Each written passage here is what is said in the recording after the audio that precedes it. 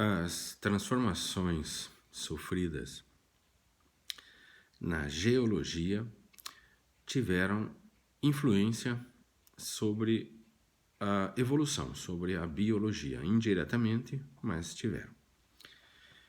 A visão da geologia para explicar a paisagem geológica do mundo era a visão contida no Velho Testamento, explicando as alterações da paisagem geológica através de vulcões, grandes catástrofes, inundações. Esses fenômenos contidos no Velho Testamento eram a causa, na visão geológica da época, eram a causa das transformações que a paisagem geológica sofria. Porém, no final dos anos 1700,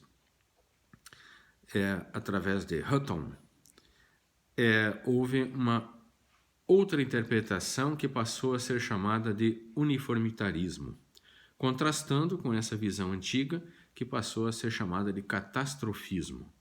Então, o uniformitarismo contrapunha o catastrofismo porque ele propunha mudanças uniformes. Esse é o porquê do nome.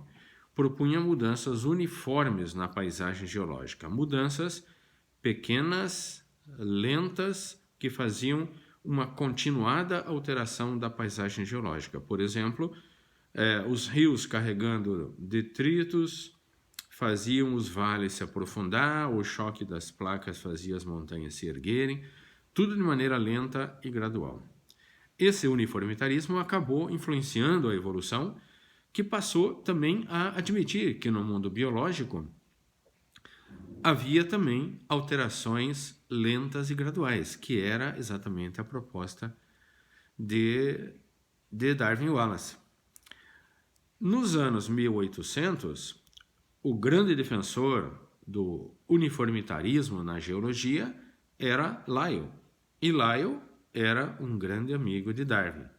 Não concordava com a evolução, mas, sendo grande amigo, influenciaram-se mutuamente, Darwin e Lyell, e a visão de Lyell, a visão uniformitarista, acabou facilitando a aceitação das alterações lentas e graduais proposta por Darwin e Wallace. Depois da introdução da ideia da seleção natural por Darwin e Wallace, na ideia de Lamarck propôs a ideia da evolução, meio século depois, Darwin e Wallace propuseram a ideia da seleção natural. A próxima grande revolução, a próxima grande transformação das ideias dentro da evolução foi proposta por Weismann, em 1883. A ideia de Weismann é uma ideia simples, porém foi uma ideia bastante firme e que produziu uma mudança muito intensa na maneira de pensar a evolução dentro da biologia. O que fez o Weismann? O Weismann fez um experimento com ratos, no qual ele cortava a cauda dos ratos e colocava esses animais para cruzar entre si, esperando ver. Claro que, ao contrário, ele esperava não ver, Ele fez o experimento para mostrar que isso não ocorria, para mostrar que na geração seguinte os animais nasciam com cauda. Na segunda geração, então, ele cortava os rabos dos ratos e colocava para reproduzir. Na segunda, terceira, ele fez isso sequencialmente durante 22 gerações. E, obviamente, os animais na 22ª geração tinham caudas do mesmo comprimento da geração inicial. Com isso, então, ele demonstrou que a herança dos caracteres adquiridos, que era firmemente defendida por Darwin, firmemente defendida por Lamarck, não existia. Então, ele demonstrou a não existência da herança dos caracteres adquiridos. Então, a partir de Weismann, a explicação da evolução de Lamarck ficou sem a herança dos caracteres adquiridos e a seleção natural de Wallace e Darwin permaneceu como uma explicação para a evolução. Foi uma grande mudança do pensamento evolutivo feito por Weismann.